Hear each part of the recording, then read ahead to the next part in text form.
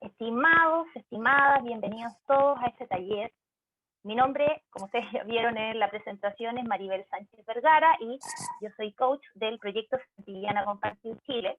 El día de hoy tengo el agrado, el gusto de presentar a Rodolfo Hidalgo Capriles, profesor de Biología y Ciencias Naturales, magíster en Diseño Instruccional y doctor en Educación. Rodolfo ha ejercido su rol docente en colegios públicos y privados de Santiago de Chile, con más de 15 años de experiencia.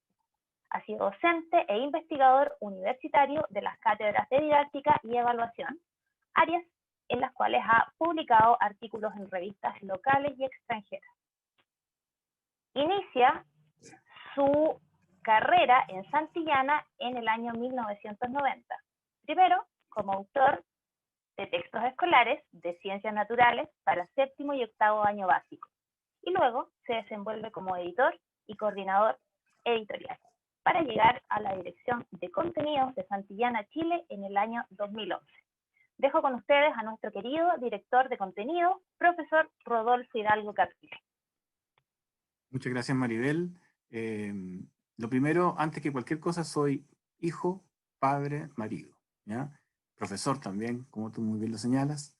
Lo primero que quiero decir es a todos muchas gracias por participar de este seminario, de este congreso. Entendemos que estamos en un proceso de pandemia y de confinamiento que se va liberando de a poco, pero en rigor lo que sucede es que ustedes hoy día está absolutamente entremezclado lo personal, lo familiar con lo profesional. Entonces, que nos regalen de este tiempo, que más de sus familias, para compartir con nosotros, es un hermoso regalo de verdad, de corazón se los agradecemos. Segundo, no puedo dejar de decir gracias a los profesores, a esa primera línea de la educación, que está ahí pendiente con compromiso, con motivación, con esfuerzo, apoyando a los chicos que hoy día están privados, como todos nosotros, de asistir al colegio, a la escuela, al liceo, donde sea. Y reconocemos que esos profesores han desplegado una cantidad de energía adicional, de horas adicionales, de mucho esfuerzo en pos de que esos alumnos aprendan. Ruido, colegas, es que tenemos como 3 chats paralelos y la gente escribe y vibra las cosas, no sé si se escucha por fuera, pero la pantalla, Maribel, se me inunda de mensajes aquí, es muy complejo. Bueno, queremos compartir con ustedes entonces este taller que tiene que ver con la evaluación para el aprendizaje, un tránsito de una evaluación pasado a la del siglo XXI, y voy a, les confieso que tengo conectado el módem por cable, tengo el celular, tengo todas las opciones habidas y por haber, porque la falla y BTR Chile está demandado por mal servicio. Así que vamos a hacer todo lo posible porque la conexión funcione, incluso con Maribel ya tenemos ahí un plan B. Sí. Voy a compartir pantalla entonces, ¿vale? Un segundito. Sí, muchas gracias, Rodolfo. Vamos a estar recibiendo, como les decíamos, sus preguntas a través de preguntas y respuestas y a través del chat. Estoy cerrando unos archivos que están abiertos y que no necesito. Y a continuación ya inicio. Muy rápido, perdón. Compartir pantalla.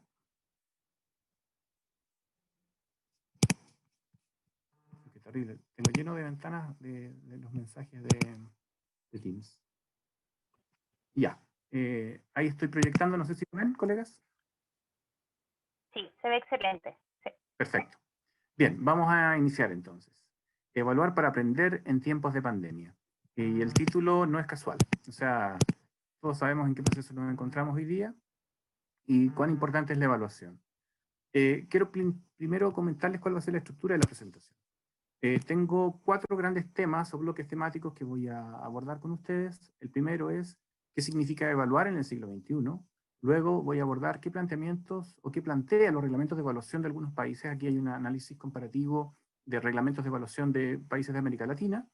Luego vamos a ver qué es lo que nos dice la investigación reciente respecto de las prácticas educativas en tiempos de pandemia. Por eso que el bloque 3 está ahí adornado con ese bendito virus que nos ha generado hartas dificultades. Y por último, vamos a ver algunas formas de abordar un proceso evaluativo a nivel de aula en tiempos de pandemia. ¿Ya? Dicho lo anterior, vamos a partir con el primer tema. ¿Qué significa entonces evaluar en el siglo XXI? Primero significa ponernos de acuerdo en un concepto más actual de evaluación y que todos los profesores estamos muy claros en lo que eso significa, pero no siempre somos tan libres de implementarlo por distintas condiciones de contexto que vamos a ir trabajando.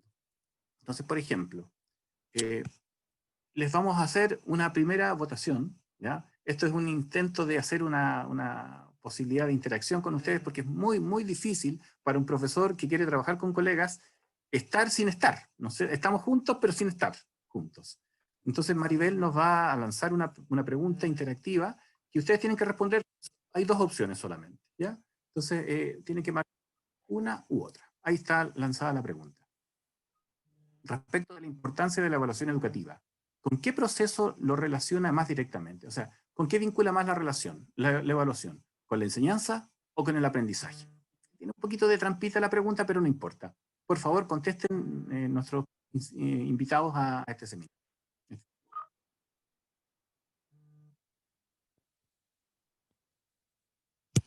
también voy a contestar, para que no se diga que tengo... Ok, vamos con 115 respuestas. Vamos a esperar un ratito a que todos puedan responder.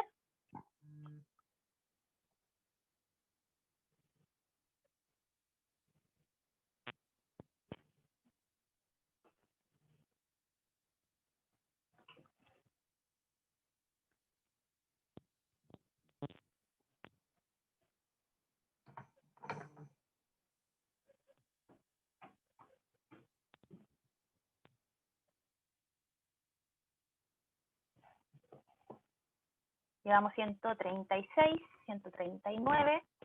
Parece que está costando un poquito decidir qué opción marcar, ¿no? Sí, Pero bueno, al final se van a dar cuenta que hay una trampita que al final del taller, por eso se tiene que quedar hasta el final, les vamos a contar con Maribel, ¿ya? Sí, pero es sorpresa. Ya, Ya vamos con 142 votos. Vamos a esperar unos segundos más para que todos, bueno, se vienen más votaciones, así que si no alcanzan a participar, tranquilos. Tenemos ya el 81% de las personas que han votado.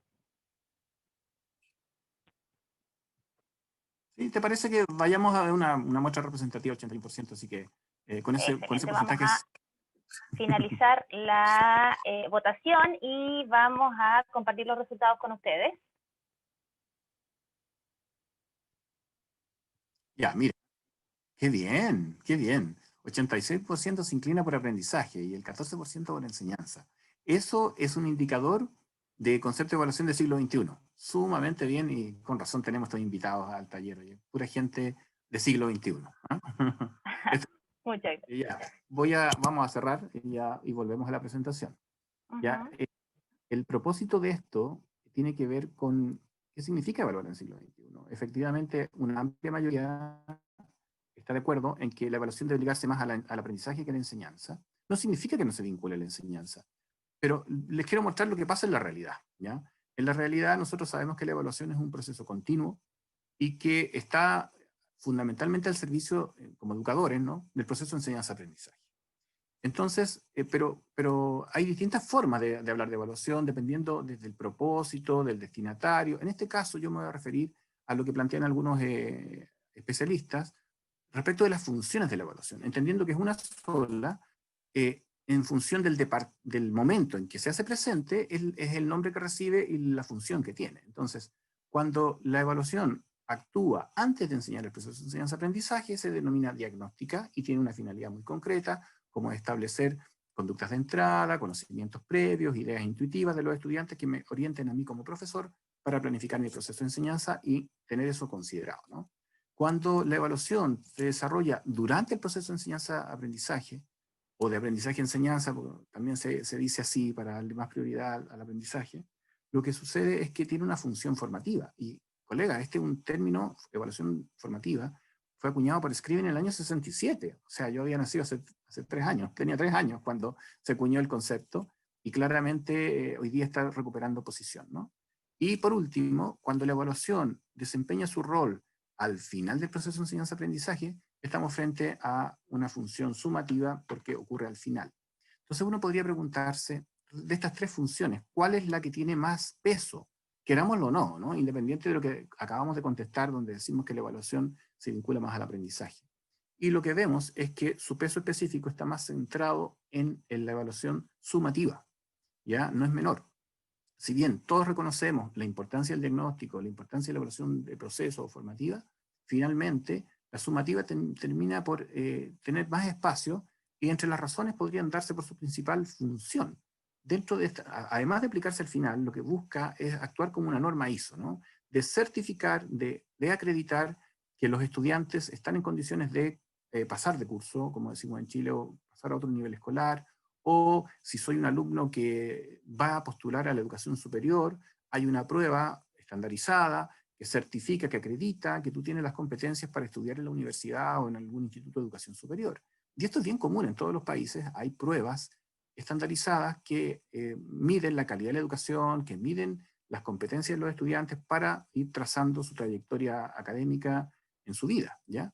Entonces, si bien es cierto, reconocemos la importancia de la función diagnóstica y formativa, en concreto tiene más presencia la sumativa, y vamos a trabajar para ir desligando o descartando esa situación. Entonces uno podría, ¿y por qué le damos más presencia a la función sumativa, entendiendo que las otras dos funciones son tanto o más importantes, sobre todo hoy día?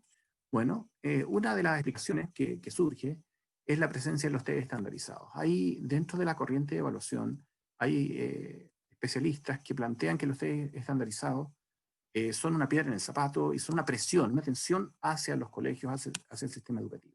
Miren, aquí quiero permitirme un segundito para recordarles, yo sé que esto lo manejan, pero es parte de mi propósito, recordar cómo funciona esta curva, porque esta curva, que es la de Gauss, aplica para los test estandarizados que usan teoría de respuesta al ítem para ajustar los resultados de un examen, como una prueba de admisión, o un test de inteligencia, o pruebas de ese tipo, y clasifican a los estudiantes en grupos de bajo rendimiento, y esta flecha roja lo que quiere denotar es que van a haber muy pocos alumnos, muy baja, si este es el eje y que representa la cantidad de estudiantes, van a haber muy poquitos acá abajo que tienen muy mal rendimiento.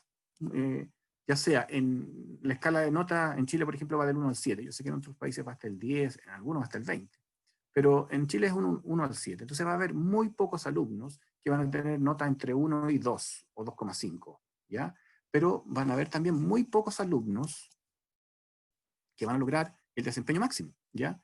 Y esto es lo que opera cuando hay detrás un modelo psicométrico, de un test estandarizado, que busca esta distribución normal. Y obviamente la gran mayoría se va a distribuir siempre en torno al promedio, en torno a la nota de aprobación, un poquito más abajo, un poquito más arriba, pero la gran mayoría va a estar concentrada ahí. Y a nosotros como educadores esto no nos parece justa, porque uno trabaja todos los días para que la mayoría de los alumnos aprendan, y la curva se desplaza hacia la derecha.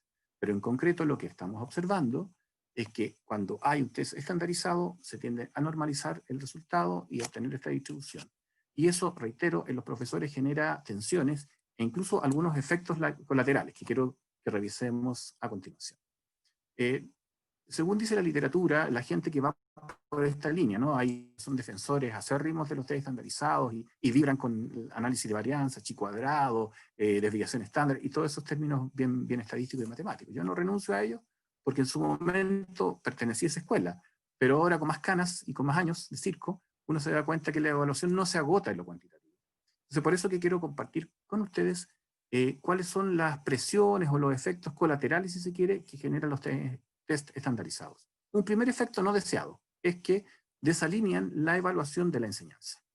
Se los explico enseguida y con un ejemplo. Esta pregunta a mí me encanta, y la gente que ha trabajado conmigo seguramente me la ha visto 10 veces, pero no voy a cansar de mostrarla, porque creo que es un excelente ejercicio para reflexionar. Mira, lo que observa aquí uno es una pregunta que tributa a un objetivo de matemática. Esto es medición de longitud. Ese es el contenido que está detrás, ¿no es cierto? Incluso en Chile, en quinto básico, hay un objetivo, me parece que es el 21 dentro del programa de quinto básico, que establece medir longitudes a través de la resolución de problemas. Aquí aplica perfecto. Perfecto, perfecto. Quinto básico, ¿ya? Entonces, ¿qué es lo que vemos? Una regla con su escala, que parte aquí en el 0, una cuerda con una forma sinuosa, y luego este test estandarizado pregunta: si se estira la cuerda del diagrama, ¿cuál de estas opciones es la más cercana a su longitud? Entonces fíjense que no está pidiendo un cálculo exacto, porque además la sinuosidad de la curva, o sea, perdón, de la cuerda, es eso. Y estos test están hechos con tal precisión, incluso hasta con una cierta maldad, que consideran los errores posibles desde la dimensión matemática y desde la dimensión psicológica. Por ejemplo, un alumno que cognitivamente está en un estadio de operaciones más concretas, lo que le va a suceder es que va a pensar que la respuesta correcta es donde termina la cuerda. Y la cuerda termina en el 8. Y por lo tanto va a marcar 8. Y resulta que 8 es una alternativa. Pero es una alternativa que lo que hace es atrapar a los alumnos que tienen un error conceptual. ¿Ya? Otro alumno podrá ser un poquito más astuto y diría, espérate, llega al 8, pero inicia en el 3. Por lo tanto, 8 menos 3 es 5. Y la opción 5 también existe. Entonces, este tipo de instrumentos tienen algunas construcciones que justamente buscan eso, discriminar entre el alumno que sabe bien y es capaz de resolver esta problemática, de aquellos que cometen errores por impulsividad, por un nivel de pensamiento un poco más concreto, etc. Lo que buscan es discriminar, ¿ya? Entonces, este tipo de instrumentos a los profesores nos genera estas situaciones.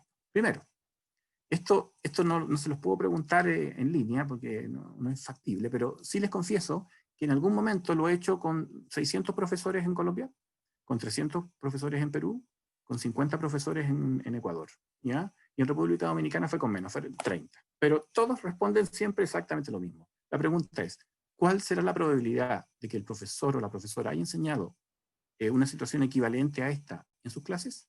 Y todos me dicen altamente poco probable. ¿Ya? Es muy poco probable que se haya trabajado una situación equivalente. La segunda pregunta que les hago, si este tipo de actividad no ha sido trabajado en clases, ¿qué estudiante podría contestarla correctamente? Y aquí tenemos que pensar en la curva de Gauss, los de alto rendimiento o los de bajo rendimiento. Obviamente los de alto rendimiento. ¿Ya? Y una tercera pregunta, ¿dónde está la complejidad? ¿Está en el contenido, que es la medición de longitudes y que nosotros trabajamos eso como profesores? ¿O está en la habilidad requerida para contestarla? Claramente es la habilidad. Aquí primero hay que interpretar, luego hay que analizar y finalmente esas son habilidades de orden superior que cuando uno, o sea, yo mismo, si tuviera que enseñar esto, probablemente le haría a los niños, miramos el banco, miramos el cuaderno, miramos el texto de Santillana, porque en definitiva lo que uno siempre piensa son en líneas rectas, ¿no? Y esta pregunta va un poquito más allá. Entonces ahí nos damos cuenta que el tipo de exámenes, o el tipo de preguntas más bien de los exámenes estandarizados, nos mueven a un nivel de pregunta de mayor complejidad. Y siempre en la cabeza tengamos presente que este modelo, el psicométrico, lo que nos hace decir es que hay que discriminar del que sabe, del que no sabe, del que merece ir a la universidad y el que no. ¿Vale? Dicho eso, entonces podría darse que un profesor piense lo siguiente. Este es mi objetivo de aprendizaje, sumar fracciones de distinto denominador. Y por lo tanto, plantea una actividad para enseñar donde va a trabajar un medio más un tercio. Y esto está perfecto, lo explica en la clase, incluso hoy día lo podemos hacer en pantalla, no hay problema. Pero cuando en él aparecen los fantasmas de los test estandarizados, que le dicen, cuidado, tenemos que discriminar el que merece estar en la nota 7 y el que merece el 4 y el que merece el 1, porque el fantasma de la psicometría te lleva para allá. Y por último, porque uno no puede regalar la nota. Entonces lo que hace el profesor o la profesora es que ofrece una actividad similar, pero con un pequeño salto cognitivo. En este caso, estoy sumando fracciones de distinto denominador, pero agregué un número mixto. Y eso le agrega una complejidad, ¿ya? Y ese salto cognitivo hace que lo que enseñé, lo que estoy evaluando, no esté en consonancia. A eso nos referimos con que los test estandarizados introducen en los docentes una mirada de ir por algo más complejo al momento de evaluar. Lo ideal sería que lo hiciéramos también al momento de enseñar, ¿ya? Porque adicionalmente, lo que estamos intentando hacer al proponer un ejercicio más complejo al momento de evaluar es discriminar si sabe o no sabe, ver si el alumno es capaz de transferir a un nuevo contexto y por último obtener la certificación, la evaluación sumativa que dice él es de los mejores, va al cuadro de honor y todos esos tipos de situaciones que conocemos, ¿ya? Así que esto ejerce una distorsión en los docentes. ¿Por qué? Porque está detrás del modelo psicométrico. Entonces yo ahora les quiero hacer algunas preguntas que son más de la perspectiva de profesor, ¿ya? Nosotros que trabajamos día y noche para que los jóvenes aprendan, los niños y las niñas también. La primera pregunta es, o la primera reflexión más bien es, ¿esa pregunta mide el objetivo de aprendizaje declarado? Sí. ¿Correcto? La pregunta, esta de acá, efectivamente mide el sumar fracciones con distintos denominadores. Le agrega un poquito más de dificultad respecto a lo enseñado, pero cumple. Entonces, técnicamente el instrumento es válido. Esto tiene un nombre, se llama validez de contenido. La pregunta mide lo que quiero medir, lo que quiere medir. ¿Ya? Y los test estandarizados hacen lo mismo. La pregunta mide lo que quiere medir. El punto es si se enseñó en esa dimensión. ¿Ya? En un test estandarizado eso puede quedar como de lado, pero en una prueba de profesor, no. Segundo, ¿el reactivo permite determinar si el alumno sabe o no sabe ese objetivo de aprendizaje? Claramente sí. O sea, el que lo contestó bien, la va a tener correcta, y me permite decir, él sabe y certificó evaluación sumativa. Pero lo que nos estamos mirando es, por un lado, aquel estudiante que lo resuelve bien, ¿es mérito de la enseñanza mía como profesor? O sea, ese joven, esa niña que lo resolvió sin problema, pudo hacer ese salto de un nivel más básico a un nivel más alto cognitivamente hablando. Más allá del contenido, el contenido puede ser similar, pero cognitivamente hablando hay una dificultad adicional. O a lo mejor el papá es profesor de matemática y la preparó en una situación similar. Eh, Maribel me dice que tengo conexión estable. ¿Todo bien? Ya, vamos bien. Sí, a Ok, veces te escuchas un poquito robótico, pero se escucha claro. Se ya. escucha. Okay. Tal vez debiera desconectar la cámara, pero me quita contacto visual con la gente. Bueno, sigo. Claro. Veamos qué pasa si no, plan B. Pues, una segunda reflexión. El que no lo logre, el alumno, o habrá ahí alguna situación, habrá alguna situación ahí que tiene que ver con que no se le enseñó ese salto cognitivo. Bueno, ese tipo de reflexiones son las que queremos tener. Perdón, pero necesito obtener otra cosita por acá. Ok. Entonces, bueno, vimos la primera desviación o el segundo efecto, el primer efecto colateral es que la evaluación se desalinea de la enseñanza y tendemos a preguntar un poquito más arriba de lo que enseñamos. ¿Y por qué? Porque empezamos a buscar la discriminación, el alumno que sabe y que merece la nota máxima versus el que no. Efecto de los test estandarizados. Una segunda. Antes. ¿Me perdí? Ya. Repito, un segundo efecto no deseado tiene que ver con que como los test estandarizados inciden en ciertos insumos que los estados, los ministerios, los gobiernos le dan a los colegios, ya sea recursos económicos, capacitación, etcétera. Entonces, los colegios se ven hasta cierto punto obligados a prepararse para rendir estos exámenes porque son, una vez más, evaluación sumativa, ¿no es cierto?, certificación, acreditación. Y un segundo efecto, entonces, es preparar a los jóvenes para que den estos resultados. No se olviden que hay colegios que tienen como ciertas situaciones de acreditación o de poder seguir funcionando en función de los resultados que tienen en el CIMSE. Así que ojo con eso, ¿ya? Entonces veamos qué es lo que descubrió este investigador de Harvard, Daniel Koretz, el año 2009. Él descubrió, en una investigación que realizó en Estados Unidos, que los profesores aumentaban los ensayos de tipos de pruebas como el CIMSE, TIMSS o los que sean, allá se aplica SAT, como una manera de mejorar los resultados en estos exámenes oficiales. Entonces se hacían más ensayos. Segundo, reasignaban las cargas horarias. Se le quitaban horas de historia y a música y se asignaban para que los chicos pudieran tener estos talleres de preparación para test estandarizados. También se restringía el acceso a rendir las pruebas de este tipo de pruebas estandarizadas a los niños de necesidades educativas especiales porque bajaban su rendimiento, cosa que aquí no está permitida. Había entrenamiento para encontrar las respuestas correctas sin enseñar el contenido. Entonces a los niños la alternativa en el enunciado y cómo funciona eso. ¿Estoy con alguna intermitencia leve, Maribel? ¿Quieres que usemos el plan B? ¿Pasamos a nuestro Pasemos al plan plan B? B. Ya, ok. Ya Sí, vamos en a beneficio comenzar de un nuestros plan usuarios. B. Sí, por favor, nos disculpan un ratito. Voy a comenzar a compartir yo mi pantalla para que Rodolfo pueda solamente comentar y yo les voy mostrando las diapositivas desde mi computador. Entonces, no sé si Rodolfo ya se ve. Sí, perfecto. Ya. Tú estabas en esta, ¿cierto? Acá. Sí, es la siguiente, Sí. por favor. Aquí, perdón.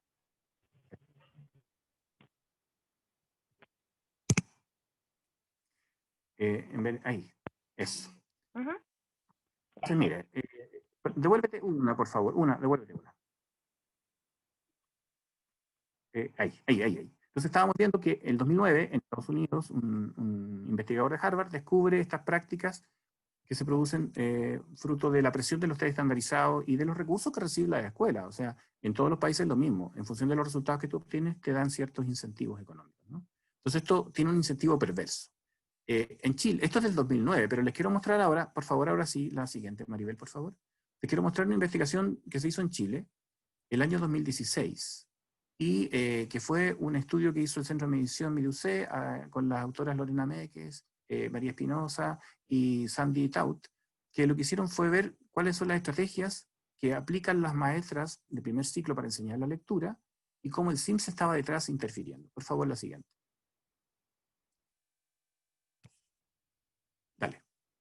Entonces lo que aparece ahí es un gráfico donde hay distintas prácticas, sí, déjalo ahí, perfecto, hay distintas prácticas que implementaban los profesores según estas investigadoras. Uno era cambiar a los profesores con experiencia y buenos resultados en SIMSE, desde segundo básico a cuarto básico. Entonces hacían enroques de docentes en función de, este año a ti te fue mejor en SIMSE, así que te cambio al cuarto básico. Modificar la estrategia de la enseñanza, eso me parece súper pertinente. Organizar y planificar clases de lenguaje a nivel de departamento, me parece muy bien. Pero fíjense en la última, realizar ensayos tipo SIMSE. Y de hecho es la que tiene mayor adhesión. 183 profesores del total encuestado, 90% de los profesores encuestados, un poquito más, declaró que realizaban ensayos tipo SIMSE. O sea, es evidente que los test estandarizados generan presión para obtener mejores resultados y cambian las prácticas pedagógicas, poniendo más foco en la prueba que en el proceso educativo propiamente tal. Por favor, la siguiente, María. Vamos entonces ahora a entrar al segundo apartado. Son 4, vamos en la mitad, ¿no? ¿Qué plantean los reglamentos de evaluación? Aquí quiero hacer una mirada analítica junto a ustedes de lo que plantean los reglamentos de evaluación a esta altura, siglo XXI, de Uruguay, Ecuador, Perú, Guatemala, El Salvador, Honduras, México. Solo tomé un pequeño muestreo, no todos, porque si no se nos iba a acabar el tiempo solo revisando esto. Por favor, Maribel, vamos nomás. Entonces lo que vamos a ver a continuación es el cuadro comparativo. Por favor, dale más, 2 o 3 veces más, para que aparezca la animación.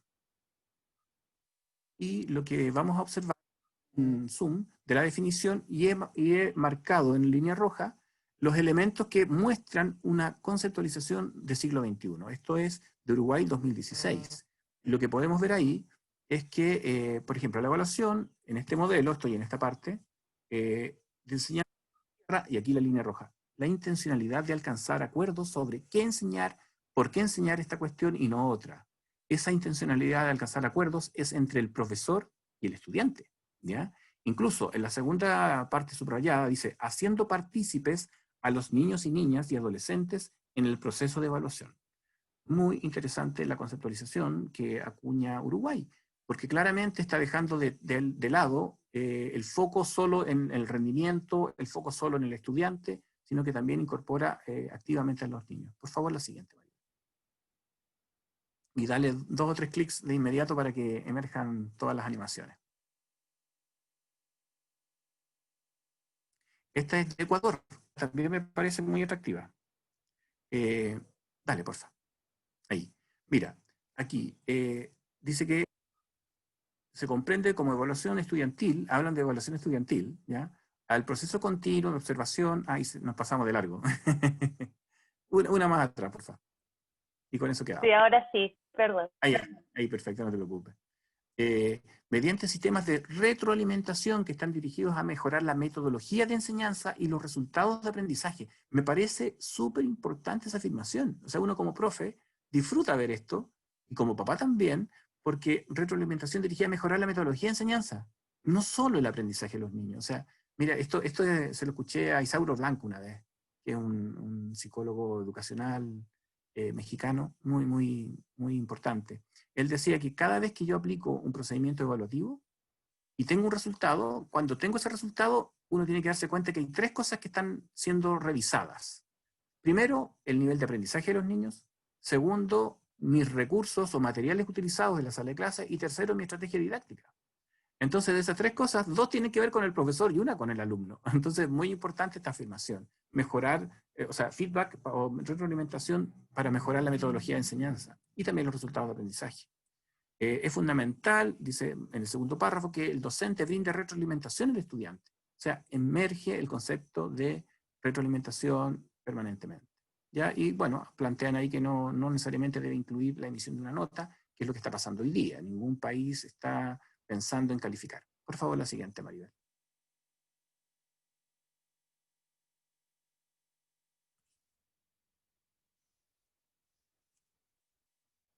No veo todavía. Ahí sí, ya.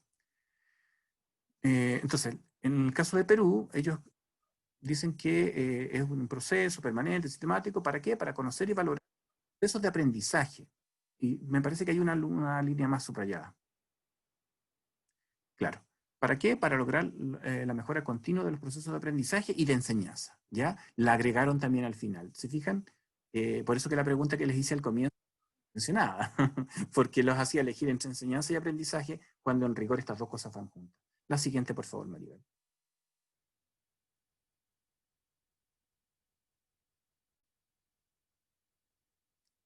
Vamos a ver Honduras ahora, claro.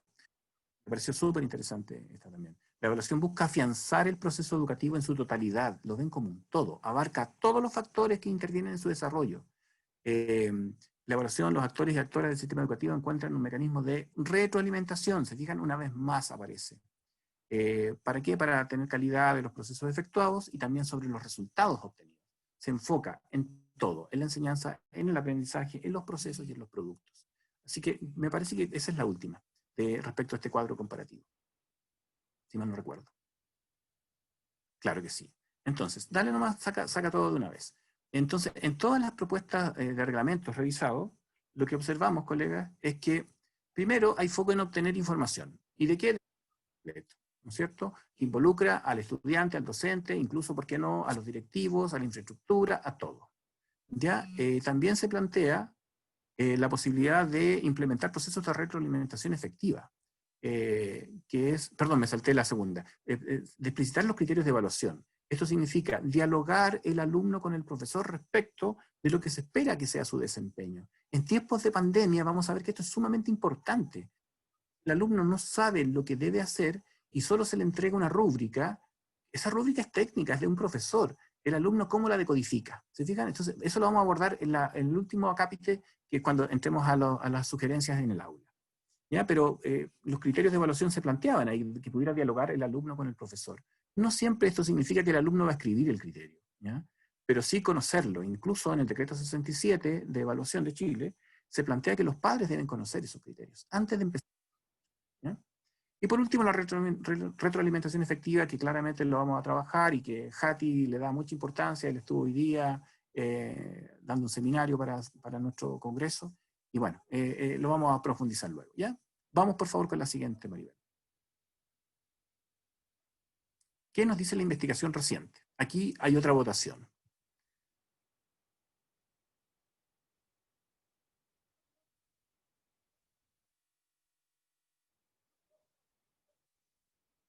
Ahí les vamos a pedir que contesten esta, por favor.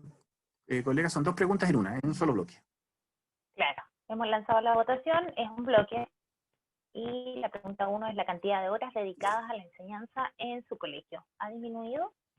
2, la cantidad de horas dedicadas a la evaluación en su colegio ha disminuido. A todos debería haberles aparecido esta pequeña ventana emergente para que puedan registrar su votación.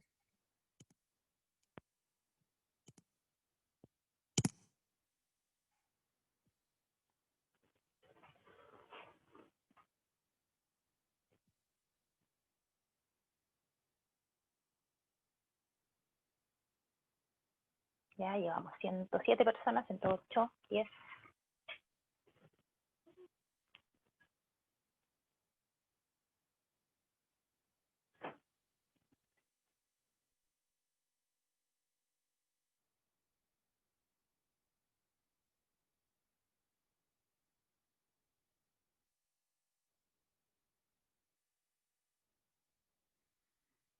¿Ya? ¿Le damos, Maribel, en honor al tiempo? Porque llevamos 30 minutos. Bueno, más, pero no vamos a torturar a la gente con la hora entera.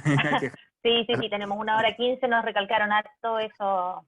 Ya, vamos a finalizar esta votación. y bueno, vamos a compartir los resultados.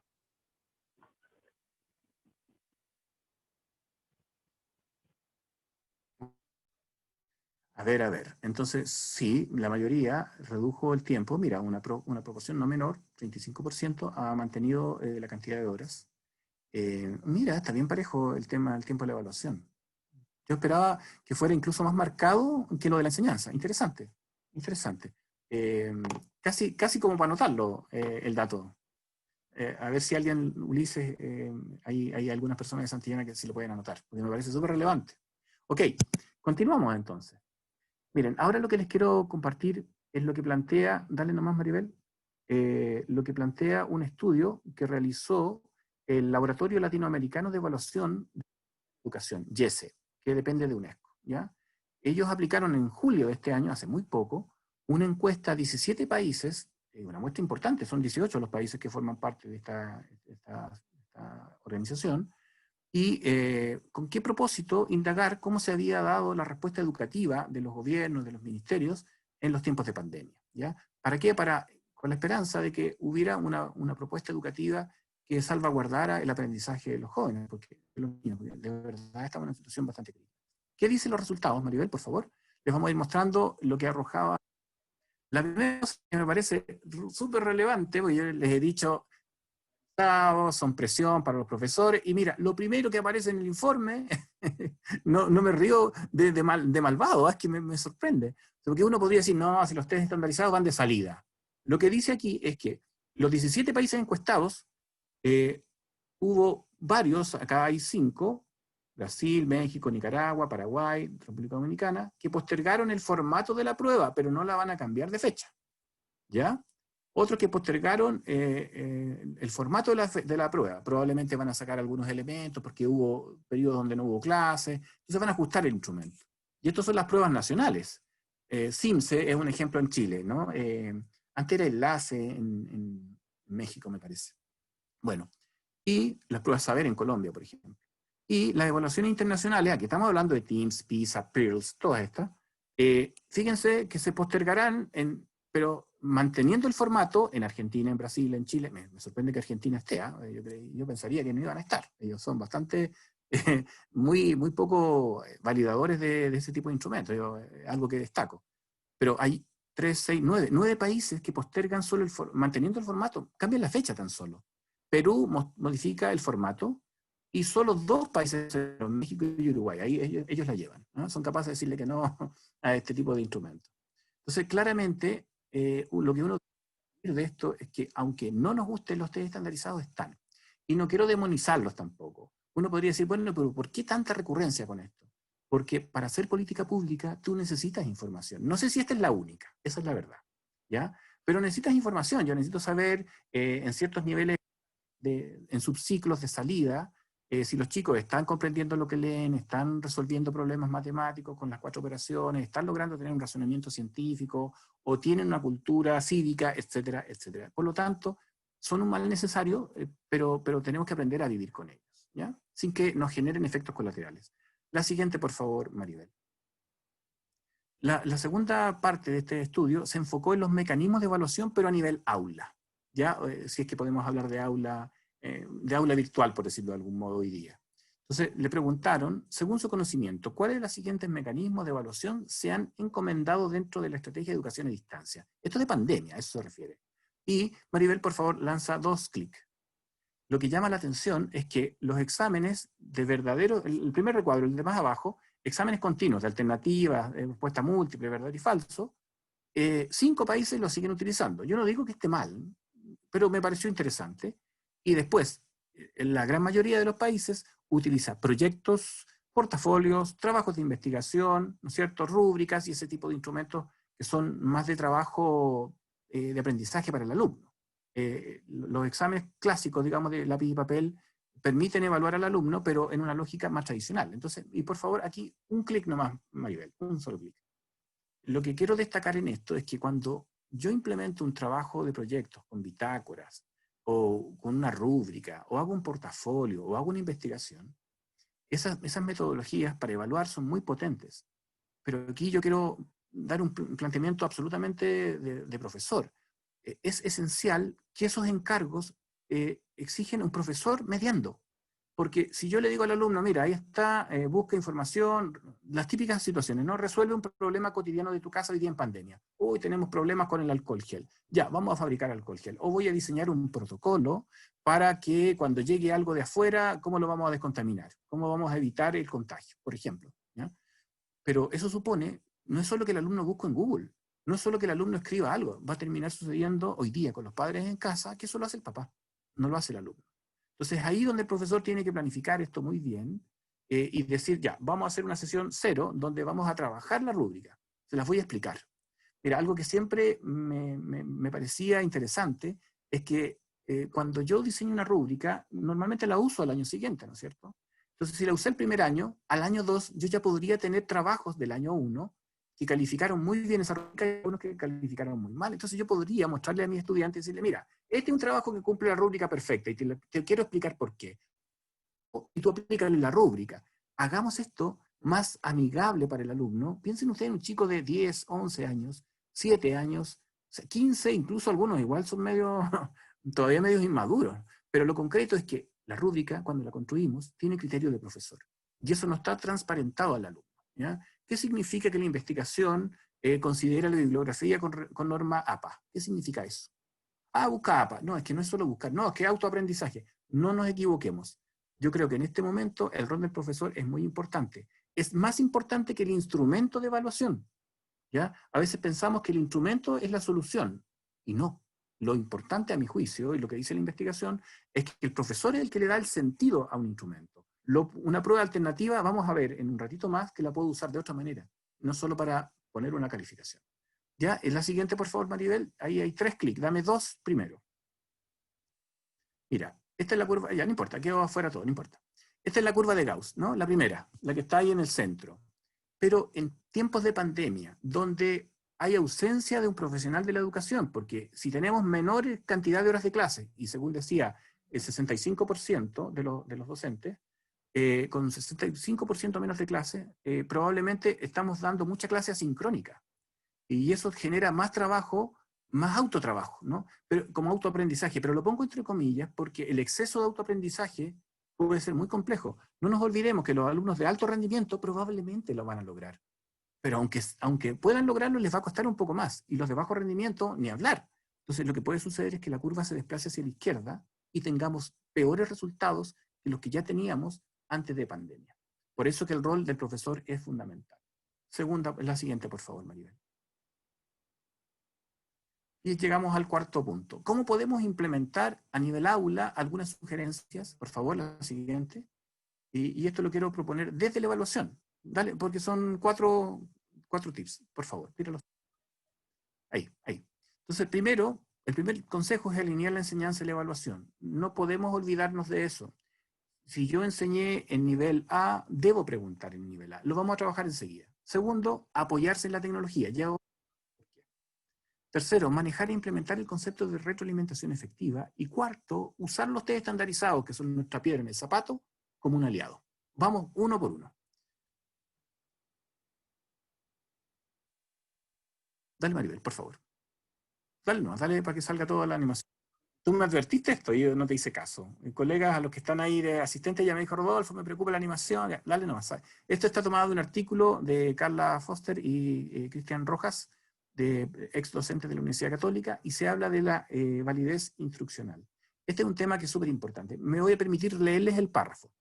En el ámbito educativo, este tipo de que se llama instruccional es clave, dado que representa la relación entre lo que se enseña y lo que evalúa. Es decir, la validez instruccional mide la relación entre lo que enseñé y cómo lo pregunto, ¿vale? Aquí dale 2 clics porque vienen 2 animaciones. Cuando los estudiantes, cuando la validez instruccional es débil, pasan 2 cosas. O sea, cuando yo le pregunto a un alumno algo que no le he enseñado, él no me puede demostrar lo que aprendió de lo que sí le enseñé. Si yo les expliqué a todos mis alumnos a hacer la A, y los llevé al jardín y en tierra dibujaron la A, lo hicieron en acuarela, recortaron letras A, y en la prueba le pregunto la Z, pasan 2 cosas. El alumno no me puede demostrar lo que aprendió de la A, porque no se la enseñé. O sea, perdón, porque no se la pregunté. Pero adicionalmente pasa otra cosa. Yo lo evalúo sobre algo que no le enseñé. que es la Z. Entonces esto es súper importante, es un constructo que tiene fuerza pedagógica de sobra. Aquellos profesores que a veces piensan que preguntando algo más difícil de lo que enseñé es la manera de encontrar el alumno destacado, la verdad que es tramposo, porque no puedo atribuirme ese resultado a mi enseñanza. Yo no lo enseñé, pregunté en otro nivel. La siguiente, por favor, Maribel.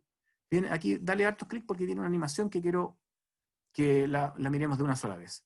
Mira, tenía dudas en cómo iba a dejar esto por un recuadro que hice trabajado en clases, explícitamente. Pero lo quise dejar porque hoy día estamos haciendo clases, y explícitamente. Con una modalidad un poco más forzada, intentando hacer la clase de siempre por Zoom, que es un error, debiéramos hacer una clase diferente, pero bueno, lo que plantea este esquema es que evaluar, o sea, validez instruccional significa evaluar lo que enseñé en términos de contenidos y habilidades, tal cual lo trabajé en la clase, no de otra manera. No puedo ponerme creativo al momento de construir la pregunta y cambiar la habilidad y elevarla. ¿Ya? A eso se refiere esto. Por favor, la siguiente. Ahí nomás. Apoyarnos en la tecnología. Y tenemos otra votación, Maribel, que es la número 4. ¿Ya? Nos vamos a ver qué dice el público.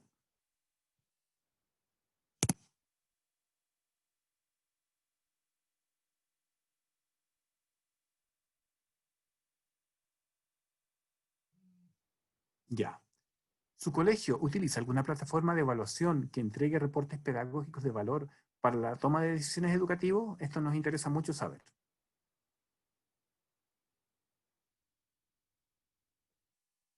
Yo voy a responder por el colegio de mi hijo, y yo no estoy haciendo clases hoy día.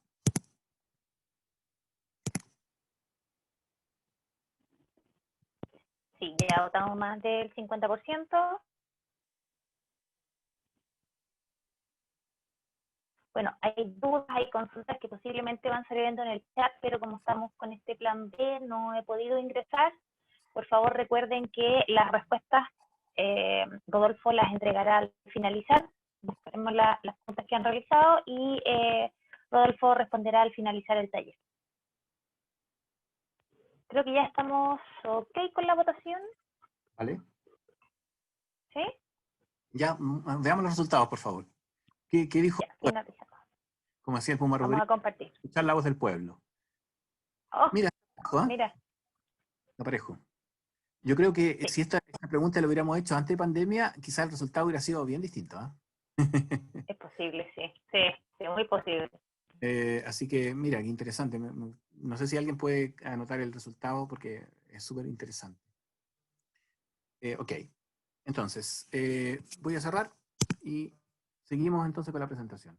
¿Por qué podemos sugerir que la tecnología puede ser una ayuda en pandemia para implementar la evaluación? Dale nomás, Maribel, una o dos clics más.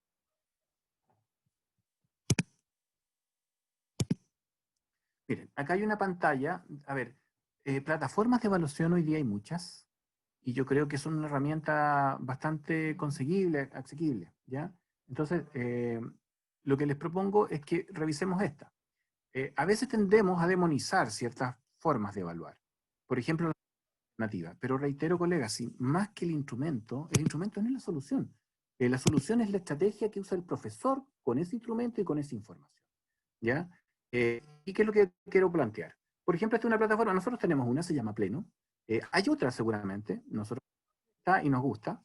Y queríamos decirle que si usted, por ejemplo, aplica, hace un mini test, un quiz, como le llaman en algunos colegios, de 3 preguntas de alternativa. Yo estoy enseñándole a los niños fotosíntesis. Estoy hablando de las plantas y su... Yo siempre cuando hacía clase le decía a los chicos, mira, qué increíble una planta, se pone al sol, accede a algunos elementos del aire, agüita por lluvia o que se le ha dado a un humano generoso y ya tiene su sándwich de palta hecho. Nosotros tenemos que conseguir la palta, comprar la palta, pelarla, molerla, echarle aceite, sal. La planta fabrica su alimento solito, que es una maravilla en términos biológicos y que permite la vida de todo el planeta, o sea, de paso. Entonces, ahí. Entonces, lo que quiere decir esto, que si yo hago 3 preguntas cortitas, no, me la sacaste. Te adelantaste. Ahí. Si yo hago 3 preguntas de alternativa cortitas sobre fotosíntesis, aquí hay un ejemplo donde contestaron 9 alumnos, tengo un 56% de logro, 5 contestaron bien, 4 contestaron mal, no hubo alumnos que omitieran, pero yo me podría dar cuenta que la letra C no la marcó nadie. Entonces yo podría indagar por qué. Entonces, como yo ya sé qué alumnos marcó cada alternativa, yo sé cuántos contestaron la clave, 5, 3 contestaron mal la letra B y uno la D, yo puedo personalizar. Imagínense que esto fuera con 45 alumnos y hubiera 5 con la correcta y 20 acá. O sea, es súper importante porque yo tengo una información que me hace apuntar a una retroalimentación y a una evaluación de proceso muy efectiva, porque está direccionada a donde está la mayor cantidad de estudiantes que fallaron. Entonces, por eso les digo, si no se trata que la pregunta sea de desarrollo de alternativa, obviamente la alternativa es menos rica porque da el producto. Pero, ¿y qué te impide a ti como profesor construir una pregunta alternativa y poner al lado, explica por qué marcaste la alternativa que marcaste? Transformemos la pregunta alternativa. Démosle una instancia para la reflexión, ¿ya?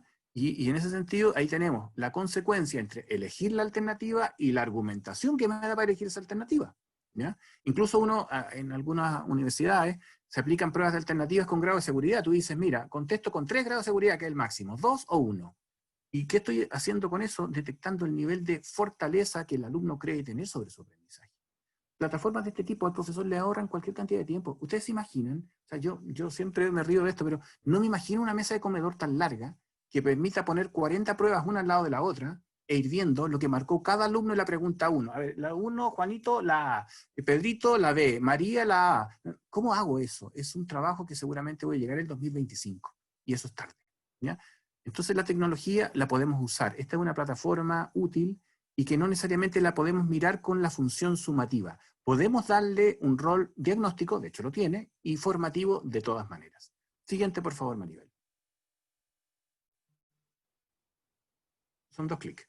Entonces, en esta lo que vamos a ver es un panel de control, ¿ya? Donde se visualizan los alumnos, se visualizan las cantidades de respuestas correctas, las malas, las omitidas y el porcentaje de logro.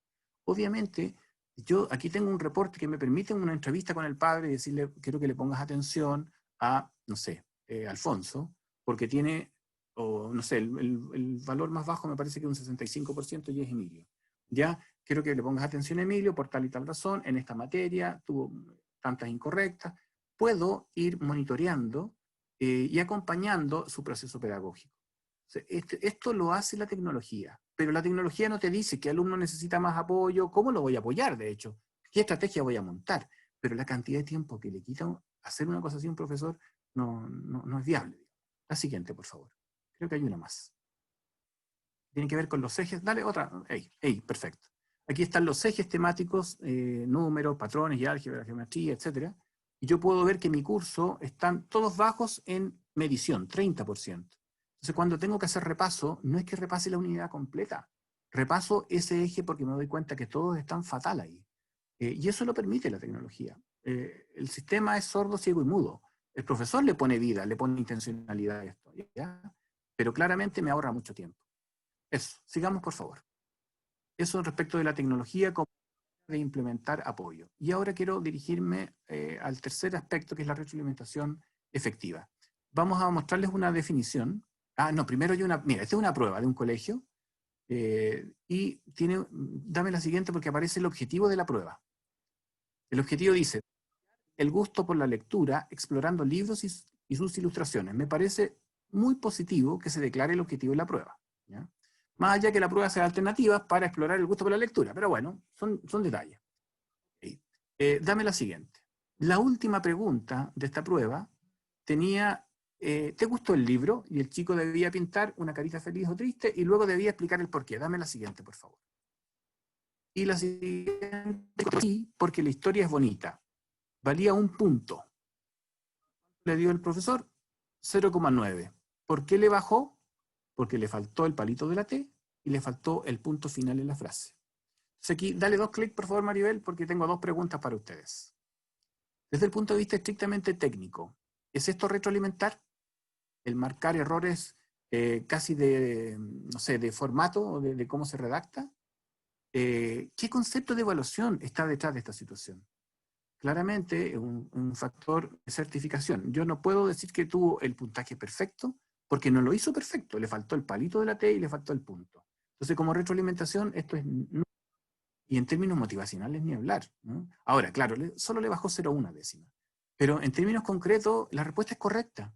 Entonces, aquí es donde a veces nos confundimos un poco y tenemos estas amarras con un concepto de evaluación tradicional de siglo XIX, siglo XX, pero no del siglo XXI.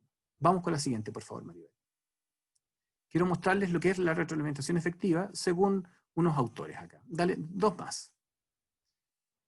Entonces, la presentación va a quedar liberada en el sitio y ustedes podrán revisar todos los enlaces que les...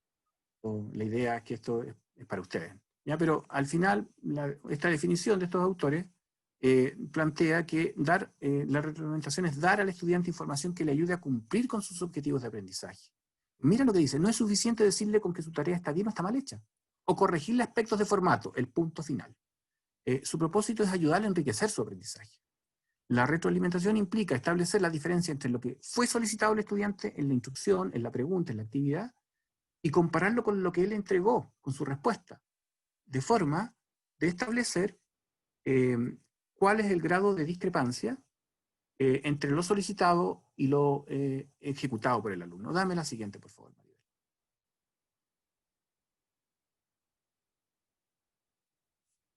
Este es un esquema de estos mismos autores que ejecuta o representa más o menos lo mismo que conceptualmente les comentaba. La instrucción de la actividad siempre refiere a lo que el alumno debe ejecutar, lo que se espera de él para decir que logró el aprendizaje y por eso que influye en la calificación o en el puntaje o cómo lo definamos. Luego, lo entregado es lo que yo tengo que revisar cuál es la discrepancia que hay entre lo entregado y lo solicitado en la instrucción, de la pregunta, de la actividad. Y finalmente, ¿cuáles son las áreas de oportunidad? ¿Qué hago yo? Esto es la retroalimentación. ¿Qué hago yo? ¿Qué orientaciones le doy al alumno para que mejore respecto a lo que llegó? El óptimo que yo tracé, a dónde llegó y qué sugiero para que el alumno supere esa dificultad. Miren, les quiero mostrar algunos ejemplos, por favor, Maribel. Esto está tomado de un documento del Ministerio de Educación de Chile. Esto lo publicó el Ministerio. ¿Ya? Entonces hay algunos ejemplos de preguntas. En este caso, en una prueba de ciencias, se observan 3 preguntas, de las cuales 2 tuvo mala y 1 tuvo buena, pero a partir del mismo esquema. Entonces eso es bastante curioso, porque ¿por qué tiene buena que el saltamonte se alimenta, o recibe, perdón, que la paloma recibe el alimento y la energía a partir del saltamonte? Me están corrigiendo por interno, aquí yo dije que era del ministerio, no, es de una tesis de magíster. Que el autor de la tesis me está recriminando por interno, pero ya hago la corrección. Esto pasa cuando uno es un poco olvidadizo. Pero bueno, la pregunta dice, ¿de quién recibe energía la paloma? Y al ver la cadena, del saltamontes, ¿verdad? Sin embargo, en la primera pregunta, ¿por qué el saltamontes es un consumidor primario? Que es un poco diferente la pregunta, pero se responde a la vez al mirar el mismo esquema. Es un consumidor primario porque se alimenta de un productor. Entonces, esta la tiene mala y probablemente sabe interpretar la cadena trófica porque la contestó bien acá. Entonces, en este caso, dame la siguiente, por favor. La sugerencia de retroalimentación podría ser, ¿de quién recibe el alimento el saltamontes? Y yo le pongo esa pregunta en vez de una X que dice no, en vez de un foco de un punto de 3, que eso no es tan motivante en rigor, y lo oriento a decir, mira, revisa qué pasó aquí, ¿de quién recibe el alimento del saltamontes? Porque así contestaste la pregunta 2. Y no es muy distinta de la 1. Ah, ahora entendí. ¿Viste? Eso es retroalimentar. La siguiente, por favor, Maribel. Acá hay otra pregunta, esta es de desarrollo. El alumno tiene que hacer una cadena trófica. Pero fíjense, signos de interrogación aquí, signos de interrogación. Acá un visto bueno con un pedacito de malo. ¿Y cuánto es esto? ¿Es un cuarto de bueno? ¿Es un tercio de bueno? ¿Es 2/3? Es poco preciso. Esto, lo que se cuestiona desde el punto de vista de la investigación, en evaluación, es que estos no son ayudas concretas para que el alumno supere la discrepancia entre lo que produjo y lo que se esperaba que lograra a partir de la actividad. Dame la siguiente, por favor, Maribel. Aquí la solución para enfrentar esto podría ser que el profesor pusiera una pregunta de estas que estoy sugiriendo yo. ¿Cómo se relacionan entre sí los seres vivos? ¿Qué funciones cumple cada uno? El esquema dibujado corresponde a una cadena alimentaria. ¿Por qué? ¿Qué le faltaría? Entonces, es una de estas preguntas, al agregársela, al corregir la prueba, permitiría que el alumno entendiera dónde está y a dónde queríamos que llegara. Esa discrepancia no se ha enfrentado. El ponerle ese visto bueno o esos signos de interrogación no orientan cómo proseguir mi aprendizaje. La siguiente, por favor. Bueno, ya está, ni hablar. No, 0 puntos, no responde la pregunta, con signo de exclamación, con lápiz rojo. O sea, igual es un poco violento, sobre todo en estos tiempos, no sé.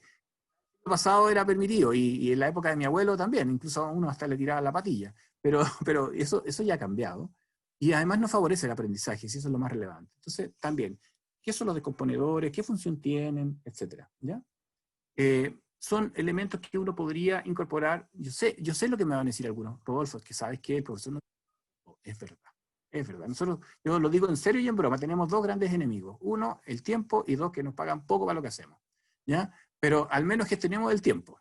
Yo creo que si esto lo hago una vez y me queda para el año siguiente. Y si lo hago en equipo, también. O sea, yo puedo decirle a un colega, hagamos la prueba en conjunto y tú haces el feedback de la prueba y yo de la otra mitad. Y vamos repartiendo y trabajando en equipo. Solos no funciona. La siguiente, por favor, Maribel.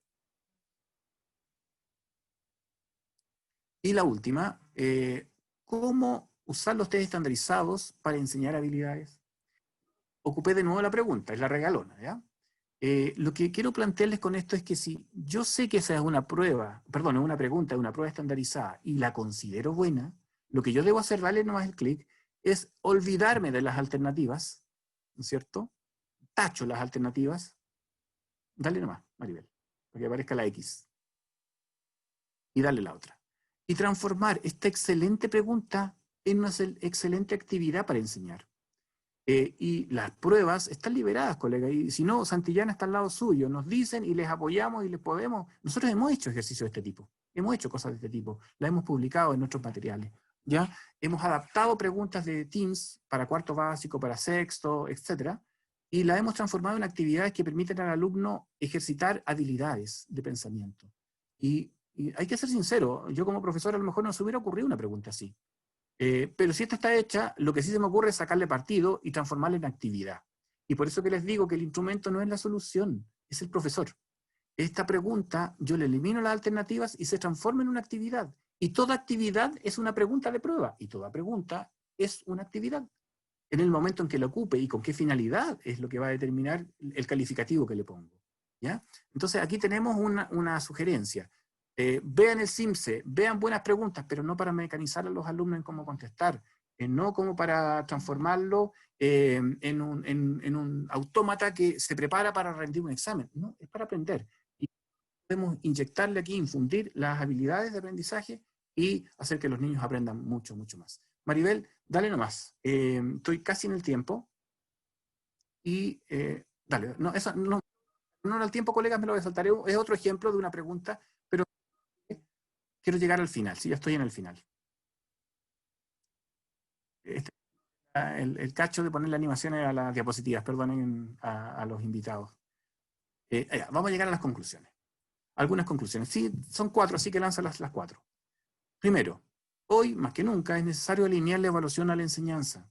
Y lo digo porque si proponemos instancias de evaluación que se distancien mucho de lo que enseñamos, en contexto de pandemia es más complejo el resultado. Probablemente el alumno no va a aprender solo, no va a ser tan autónomo, no va a tener las herramientas, salvo el que tiene el capital cultural, el que tiene la conectividad, y el que tiene... Entonces vamos a aumentar la brecha, colegas. Este es el minuto para alinear la evaluación a la enseñanza. No significa regalar, pero tampoco significa preguntar lo que me enseño, ¿ya? Segunda conclusión. Los tiempos actuales, claro, nos demandan otro tipo de procedimientos, diversificar estos procedimientos. Estoy absolutamente de acuerdo con ello. Proyectos, investigaciones, trabajos de maqueta, lo que usted estime pertinente según su asignatura. Pero lo concreto es que demandan que el profesor esté más presente que nunca, porque de lo contrario, el autoaprendizaje, entre comillas, va a generar discrepancia, va a aumentar la brecha. Tercero, la tecnología hoy puede ser un gran aliado para el profesor, le regala tiempo y le regala información, que es muy necesaria para tomar decisiones pedagógicas. Y por último, la implementación de la retroalimentación efectiva, claramente en la línea de lo que yo les mostraba muy rápido, favorece que más aprendan y más objetivos, ¿ya? Y me queda lo último, que es un bonus track. Le puse incluso hasta ese nombre. El bonus track, ¿ya? Que es, les quiero contar hacia dónde van las pruebas estandarizadas, porque uno puede decir, vamos a seguir con el formato de papel y lápiz. No, dale, aquí vienen 3 animaciones, dale, no, sácalas de una vez. Desde el 2018, PISA está evaluando de manera digital con ítems interactivos. Y ya no hace una pregunta suelta ni ligada a un objetivo, hace bloques de 7 preguntas para trabajar estos 7 niveles de aprendizaje que están a la derecha. esquema, de modo que PISA se está refrescando también en su manera de presentar evaluaciones. Mira, dame la siguiente, y lo hacen en vía online.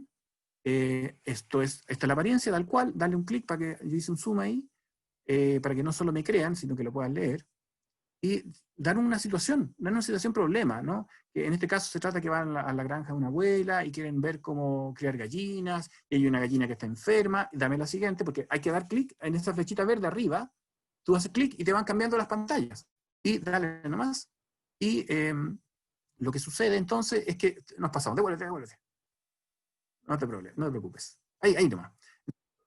Cuando presiono estas flechas de arriba, estas flechas verdes, es que me aparece una imagen de un chat de dos chicos conversando. Y bueno, es bastante más largo el chat, pero en rigor aparece esa información y al lado aparecen preguntas interactivas que yo debo ir contestando. Entonces, claramente, la evaluación también está cambiando. Se está acercando a la forma y al formato del siglo XXI. ¿Ya? Y eso es lo que les quería compartir. Entonces, finalmente, me queda una diapositiva más. Ya me voy a Maribel, porque por interno todos me dicen, 60 minutos, te cumpliste la hora. Ya, no, yo les hice esta pregunta, votación, respecto a la importancia de la evaluación, y les hice una trampa. Les dije enseñanza y aprendizaje, pero ustedes son muy listos, y por eso que marcaron casi la misma proporción. La respuesta correcta, dale la siguiente, es todas las anteriores, ¿cierto? Y la invitación, dale la siguiente, la invitación que les hago es que de aquí en adelante podamos construir una nueva esperanza, un nuevo comienzo, donde la semilla del aprendizaje brote con más fuerza y donde la evaluación esté al servicio del que aprende. Eso es. Muchas gracias por su paciencia. Muchas gracias, Rodolfo. Bueno, pido todas las disculpas del caso a las personas que levantaron su mano y que no pudimos atenderlos, y también a las preguntas que dejaron en el chat. Ahora vamos a dar unos minutos para que Rodolfo pueda responder algunas de esas preguntas, y vamos a buscar algunas. Acá tengo una que dice, ¿qué diferencia encuentra entre tomar en cuenta objetivos o competencias en la evaluación? Excelente pregunta. Mira, estamos hablando de un cambio de paradigma. Competencias claramente, bueno, un objetivo implícitamente tiene competencias, y eso no hay que perderlos de vista. Voy a encender mi cámara y rogando a Dios que mi celular siga funcionando tan bien como lo ha hecho. Tengo un poquito de agua porque me dio sed. Mira, un objetivo en sí mismo implícitamente puede llevar una competencia, sobre todo si incorpora un ámbito cognitivo, afectivo y el, ¿ya? Pero en general, cuando uno dice recordar las partes de la célula, de verdad que no hay ningún ahí. Pero cuando el objetivo incorpora el saber hacer y el saber ser, efectivamente estamos frente a una competencia. Entonces, cuando el objetivo claramente es del tipo recordar o nombrar o identificar o clasificar, para clasificar podría acercarse un poquitito. Pero en rigor estamos solamente en la dimensión cognitiva. Hay países que se supone que están trabajando en esa línea. Colombia yo entiendo que está trabajando un currículum competencial. En Chile no nos hemos acercado todavía, pero se entiende que queremos aspirar a eso. Muchas gracias. Tenemos otra pregunta acá de María Leonor Cabrera, y nos dice, estimado Rodolfo, ¿considere que usted que ahora en tiempos de pandemia debemos evaluar solo cualitativamente en lugar de forma cuantitativa? Desde Buena Ecuador. pregunta. Me encanta la pregunta. Mira, lo que estamos haciendo con algunos colegios con los cuales trabajamos muy estrechamente es que les proponemos que igual apliquen los instrumentos que ellos consideren que son pertinentes en función de lo que han enseñado y cómo lo han trabajado, ¿no? Pero lo expresen en porcentaje de logro. Y una vez que regresen al colegio, y Dios quiera que eso sea pronto, no sabemos, nadie lo sabe, pero supongamos que fuera en marzo o en diciembre, no lo sé. Una vez que regresen al colegio, nosotros sugerimos ahí hacer dos cosas. Aplicar una evaluación socioemocional, no sé en los demás países, pero en Chile, yo lo digo con mucho respeto, no se va a enojar el ministerio conmigo, pero siento que la propuesta ha sido más cognitiva. Yo creo que este era el momento de hacer. No era como, porque aquí nos tomaron el currículum chileno y lo priorizaron, ¿ya? Pero la priorización se enfocó en lo cognitivo, siento yo, en el contenido. Y yo lo hubiera transformado en otra oportunidad, lo hubiera transformado en un espacio como para que los niños efectivamente hicieran proyectos, trabajaran más articuladamente, desarrollaran habilidades, fuera otra dimensión. Pero claro, Chile es un país bien asignaturista y bien contenidista. Probablemente eso pesa también. Entonces, en concreto, lo que les proponemos, una evaluación socioemocional, es súper importante saber qué está pasando. Nadie puede olvidarse, nadie, que hay niños que sus abuelos han fallecido. Incluso no, ni solo los abuelos. Yo tengo un amigo que tenía 48 años que falleció, Dios mío, tremendo. Y ese hijo está en el colegio. Entonces pretender que el alumno, que ese hijo siga su clase como siempre es inviable. Entonces, una evaluación socioemocional, luego un diagnóstico. En función de lo que yo enseñé, cuánto se cumplió realmente. Y si eso da un buen resultado, lo podemos transformar de porcentaje de logro, lo llevamos a nota. Siempre y cuando la autoridad te lo pida. Mira, Ecuador en su reglamento planteaba este tema de no transferir a nota.